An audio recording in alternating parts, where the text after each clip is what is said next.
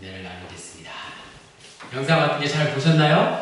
네, 주여! 우리가 기도할 때, 통성 기도할 때 주여 한창합시다 이러면서 이렇게 주여! 주여! 이렇게 외치고 기도들 하시잖아요. 그래서 굳이 저럴 이유가 있을까 좀 거부감을 일으킬 때가 있는데, 저런 이유 때문에 우리는 주님의 이름을 부르면서 부르짖으면서 그렇게 기도하는 줄로 믿습니다. 자, 오늘 본문 에베소서 1장은 사도 바울이 에베소 교회에 보내는 편지의 서두, 머릿말입니다. 1절로 2절에 간단한 문안 인사를 마치고 3절부터 오늘 말씀의 제목 찬송에 관한 언급이 계속 반복되고 있습니다. 3절에 찬송하리로다 라고 하며 찬송으로 시작하였고, 또 6절에 가서 보면 그의 은혜의 영광을 찬송하게 하려는 것이라 라고 찬송하였습니다. 또 12절에 가서 그의 영광에 찬송이 되게 하려 하시리라 라고 찬송하였습니다. 마지막 14절에 그의 영광을 찬송하게 하려 하시니라, 찬송하게 하려 하시니라, 찬송함이라, 찬송하리로다. 우리가 왜 이렇게 하나님을 찬송해야 합니까? 찬송해야 하는 이유가 무엇입니까? 우리 믿는 자들의 목적이 오직 하나님을 찬송함에 있는 것을 사도 바울이 강조하면서 에베소 교회 교인들에게 가르치고 있습니다. 과연 찬송은 신앙생활에 있어서 정말 귀중한 부분이요, 우리 예배 순서 가운데 빠질 수 없는 귀한 절차입니다. 찬송이 얼마나 중요한 것이냐 하는 것은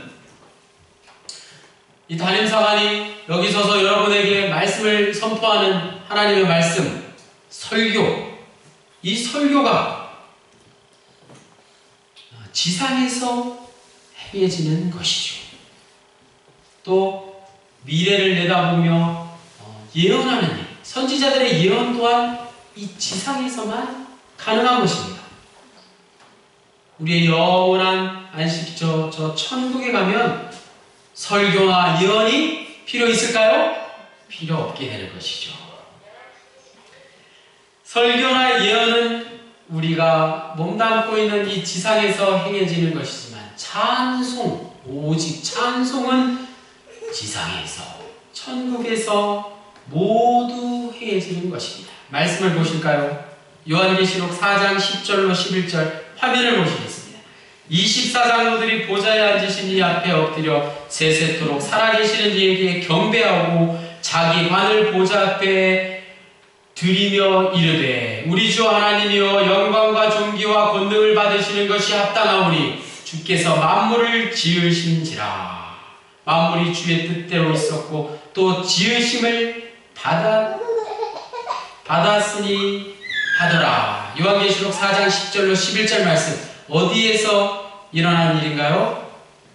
천상에서, 하늘에서, 천국에서 찬송이 행해지는 것을 이야기하고 있습니다. 또 요한계시록 5장 11절로 12절 말씀에도 비슷한 말씀이 있습니다. 내가 또 보고 들음에 보좌와 생물들과 장로들이 둘러선 많은 천사의 음성이 있으니 그 수가 얼마라고요? 만만이요 천천이라. 저 하늘나라 천상에서 24장로와, 상징적인 의미인데요, 24장로와 천만, 만만 천사들이 함께 영원히 부르는 것이 곧 찬송, 찬양인 것입니다. 찬송은 이 지상에서 행해지는 걸로 끝이 아니라 영원한 하늘나라 천국에서 하나님과 함께, 주님과 함께 영원히 함께하는 것이 곧 찬양인 것입니다. 이번 목회자 세미나를 무사히 잘 다녀왔습니다. 별세 신앙이라는 주제의 목회자 세미나였는데, 놀랍게도 전국 목회자 세미나였어요. 저는 그런 자리에는 처음 가봤습니다. 전국에 있는 목사님들이 모두 명찰을 하나씩 붙이시고 모이셨어요. 분당 한신교회에 모이셔서 3일 동안, 2박 3일 동안 같이 지냈는데 무려 700명 이상 섬기는 한신교회 교우님들까지 하면 엄청난 숫자가 함께 모여서 아주 소중한 시간을 보내고 왔습니다. 주기철 목사님의 손자 되시는 주승재 목사님을 비롯한 많은 한국교회의 아주 모범이 되시고 귀한 목사님들, 본이 되시는 그런 강사님들을 모시고 또 분당 한신교회의 감동적인 섬김과 봉사가 있었습니다. 집회가 계속되는 내내 한신교회 골방에 모여서 그 집회를 위해서 기도하는 중보 기도팀들이 있었어요. 나는 저 사람들이 뭐 하는 사람들일까? 같은 옷을 입고 방에 모여서 방을 왔다 갔다 하고 있는 거예요. 저 사람들은 식사를 준비하시거나 뭐 안내를 하시거나 이런 분도 아닌데 왜 저렇게 모여서 왔다 갔다 하고 계시나 했더니 집회를 위해서 또 강사님들을 위해서 목사님들을 위해서 오직 2박 3일 동안 기도만 하고 계시는 분들이 계시더라고요. 바로 중보기도팀이었습니다. 이번 집회의 시작과 함께 제게 주신 첫 번째 메시지, 그것이 바로 하나님께 영광 그리고 찬송이었습니다. 많은 은혜의 그런 시간들이 있었지만 그 중에서 제일 먼저 예수 믿는 사람들이 살아가면서 가장 잊지 말아야 할 것, 그것이 바로 하나님을 찬송하는 것이구나. 이런 뜨거운 감동이 저에게 찾아왔습니다. 그리고 회개의 고백이 있었습니다. 내 모습이 이렇게 보잘것없는데, 내 모습이 이렇게 부끄러운 모습인데 하나님께서 보시는 것은 그런 부족한 내 모습을 보시는 것이 아니라 내가 얼마나 하나님을 찬송하고 있느냐, 오직 그것만을 보고 계시다는 사실을 깨달았습니다. 과거의 내 모습이, 내가 그토록 버리고 싶던 그 내 지난날의 행실들, 그것들이 변화되기란 결코 쉬운 일이 아닙니다. 지금 이 자리에 계신 여러분 모두 그렇지 않습니까? 예수를 믿는다 하면서도 거듭난다는 것은 결코 쉬운 일이 아닙니다. 하지만 중요한 것은 예수를 믿는다면 하나님을 찬양하는 일을 결코 소홀히 해서는 안 됩니다. 우리가 집중해야 할 것이 있다면 바로 하나님을 찬양하는 것. 하나님을 찬양하는 저와 여러분의 모습을 보고 기뻐하신다는 사실, 그것만으로 충분합니다. 비록 연약한 내 모습이지만 몸이 아프고 불편하고 힘이 없고 혈기가 넘치고 성질이 있고 부끄러운 내 모습이지만 오늘도 또 죄를 저지르는 그런 내 부족한 모습이지만 하나님께서 보시는 것은 그러한 것이 아니라 내가 이른 아침 교회에 나와서 하나님께 기도하고 얼마나 하나님께 찬양과 영광을 돌렸느냐, 우리의 삶 가운데, 우리 인생 가운데 얼마나 하나님을 꾸준히 하나님께 영광 돌리고 하나님을 찬양했는가, 그것만을 보신다는 사실입니다. 그러므로 우리의 인생이 얼마나 축복을 누리느냐, 하나님의 축복 가운데 살아가느냐 하는 것은 우리가 얼마나 하나님께 영광 돌리고 하나님을 찬양하느냐에 달려있는 것입니다. 내 부족한 모습, 내 연약한 모습, 그것으로 죄책감 받지 마십시오. 하나님을 찬양하는 저와 여러분의 삶이 되시기를 축원합니다. 우리가 하나님을 찬양해야 하는 이유를 좀 더 자세히 알아보겠습니다. 오늘 본문 3절 말씀에 찬송하리로다. 하나님 곧 우리 주 예수 그리스도의 아버지께서 그리스도 안에서 하늘에 속한 모든 신령한 복을 우리에게 주시네. 여기서 중요한 것이 바로 신령한 복입니다. 우리는 우리의 육신이 이 땅에 있지만 우리의 영은 저 하늘에 속한 사람들입니다. 예수 믿는 사람들이 농사가 잘 되고 사업이 번창하고 건강해야만 찬송을 하는 것이 아닙니다.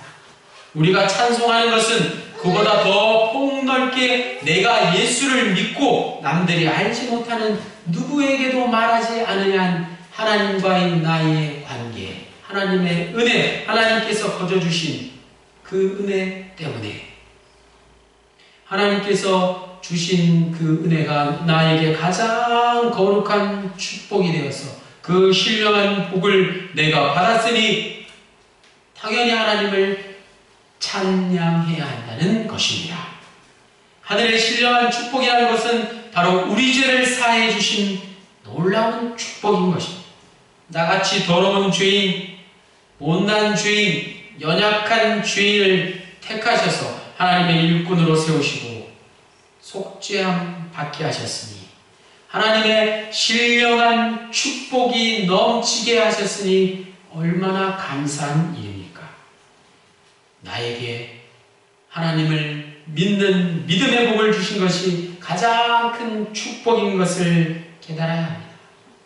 믿음대로 산다는 것은 참으로 어려운 일입니다. 하지만 그런 생활을 할 수 있게 하셨으니 그것이 저 세상과 구별된 신령한 복인 줄로 믿습니다. 두 번째, 오늘 보면 4절 말씀, 창세전에 그리스도 안에서 우리를 택하사 우리로 사랑 안에서 그 앞에 거룩하고 흠이 없게 하시려고. 여기서 중요한 것, 거룩하고 흠이 없게 하시려고입니다. 변함없는 사랑을 찬양해야 하는 것입니다. 하나님은 예수 그리스도를 통해서 우리를 택하셨습니다. 그런데 우리가 하나님의 자녀로 택함 받은 것은 어떤 시험을 통과했기 때문이 아닙니다. 믿음의 선조들 때문도 아닙니다. 우리의 인격이 아주 착하기 때문도 아닙니다. 하나님께서 무조건적으로 택하신 것입니다. 아무도 하나님의 그 구원의 은혜를 간섭할 수 없는 것입니다. 우리를 하나님의 기쁘신 뜻대로 미리 예정하사 예수 그리스도로 말미암아 하나님의 자녀로 삼아주신 것입니다. 창세전에 예정해서 하나님의 기쁘신 뜻대로 우리를 하나님의 자녀로 삼아주셨으니 우리가 하나님의 아들, 딸이 되었으니 우리에게 주어지는 그 축복은 이루 헤아릴 수 없는 것입니다. 우선 하나님으로부터 큰 사랑을 받을 것이고 결국 하나님 아버지의 영원한 기업을 상속받게 되는 것입니다. 그런데 택함을 받은 자들에겐 책임이 주어지게 되는 것입니다. 그것이 바로 거룩하고 흠이 없게 하시려고 라는 말씀입니다. 하나님은 변함없는 사랑으로 때로는 우리에게 사랑의 매 채찍을 드신다는 사실입니다. 어떤 이에게는 질병을, 어떤 이에게는 고난을, 어떤 이에게는 시험을 허락하십니다. 그러나 이 모든 것 어디까지나 우리를 하나님의 자녀로 삼으시기 위함이라는 사실을 깨달아야 합니다. 내 육신의 자녀들에게 어찌 달고 좋은 것만 그렇게 가르칠 수 있겠습니까? 때로는 매를 들어서 그들을 훈육해야 하는 것과 마찬가지로 우리를 하나님의 자녀로 합당하게 자라나게 하게 하신 하나님의 사랑이 우리에게 있는 줄로 믿습니다. 그러므로 우리는 우리를 끝까지 사랑하시는 하나님을 영원히 찬송해야 할 것입니다. 마지막으로 어떻게 찬송해야 할 것인가? 에베소서 5장 19절 말씀, 에베소서 5장 19절, 시와 찬송과 신령한 노래들로 서로 화답하며 너희의 마음으로 주께 노래하며 찬송하며. 입으로 부르는 찬송도 있고 마음으로 부르는 찬송도 있습니다. 입으로 부르는 찬송은 우리가 예배 때 피아노 반주에 맞춰서 찬양하는 것처럼 박자와 음정을 맞추어서 부릅니다. 그러므로 좀 잘 부르는 사람도 있고 좀 잘 못 부르는 사람도 있습니다. 그러나 우리 마음으로 부르는 찬양은 남이 듣지 못하나 하나님께서 들으시는 찬양입니다. 입으로 아무리 찬송을 잘 불러도 마음의 찬송이 없으면 그 소리를 아무리 크게 찬송을 부른다 할지라도 하나님께서 듣지 못하십니다. 또 가장 중요한 것, 더 중요한 것, 그것은 입으로 부르는 찬송도 아니요 마음으로 부르는 찬송도 아니요 행위의 찬송입니다. 행실, 행동으로 찬양한다는 말씀입니다. 저 푸른 들녘을 보십시오. 비를 맞고 움츠렸다가 이제 확장 만개하기 위한 저 푸른 들판의 녹음을 여러분 바라보십시오. 어떤 생각이 드십니까? 저들이 창조주 하나님 앞에 경배하고 있지 않습니까? 이 세상 모든 만물이 단비를 내려주신 하나님 아버지께 찬송하고 있지 않습니까? 우리의 과수와 작물들이 모두 하나님을 날마다 얼마나 찬송하고 있겠습니까? 말 못하는 저들이 비가 내린 지난주 내내 얼마나 하나님의 은혜의 사랑의 찬양과 찬송을 올려드렸을까요? 비가 오건 오지 않건 늘 하나님의 은혜를 사모하며 찬송하지 않겠습니까? 저희도 한낱 미물과 같은 저 작물이나 과수들도 그렇게 하나님을 찬송하는데 우리가 어찌 하나님의 은혜와 사랑에 찬양하지 않겠습니까? 그러므로 우리 그리스도인들에게는 의로운 열매, 선한 열매가 있어야지 그것이 하나님을 찬송하는 길인 줄로 믿습니다.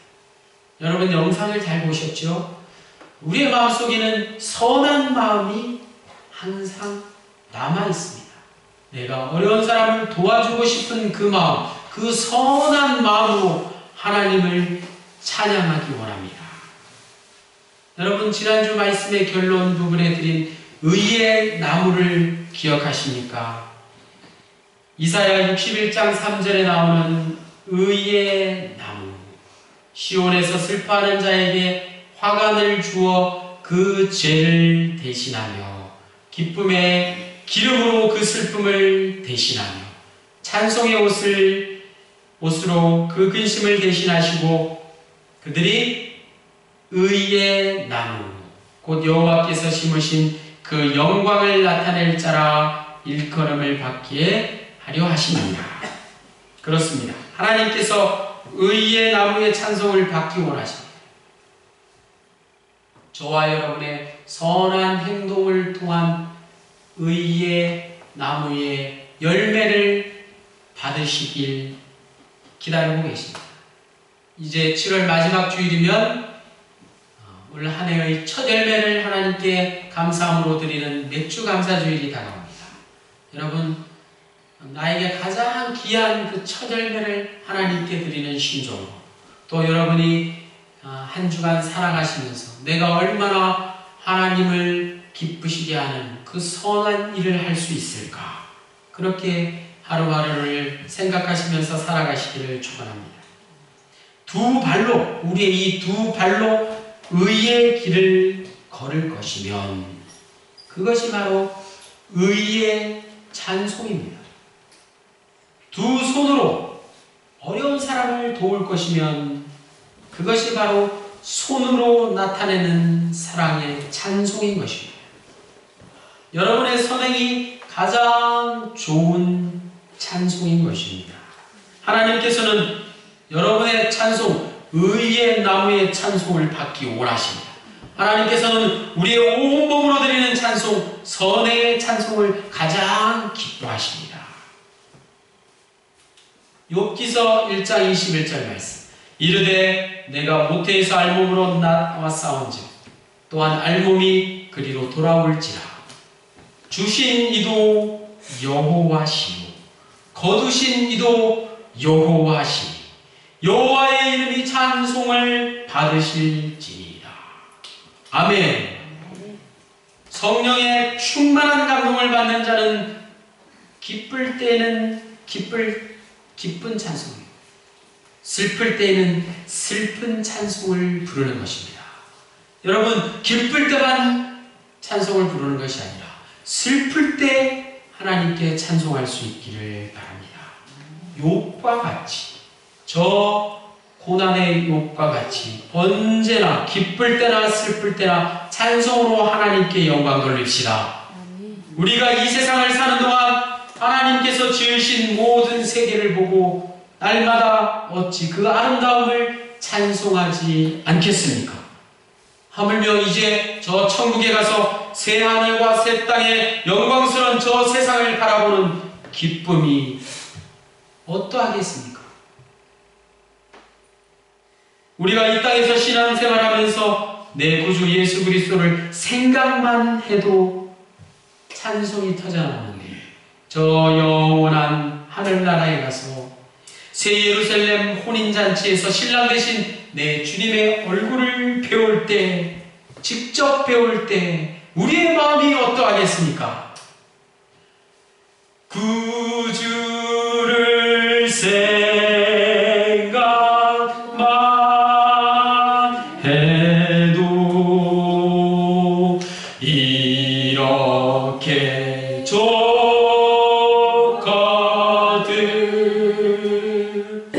주 얼굴 배울 때에야 얼마나 좋으랴.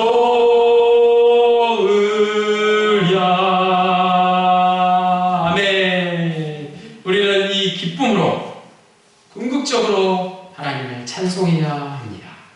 이렇게 날마다 찬송하는 생활을 할 때, 오늘 밤 본문에서 이야기한 사도 바울의 찬송으로 빌립보 감옥의 문이 열린 것처럼 우리 마음속에 있는 그 심령에 있는 굳게 닫힌 빗장의 감옥, 답답한 내 마음속에 있는 그 감옥의 문이 활짝 열리게 될 줄로 믿습니다.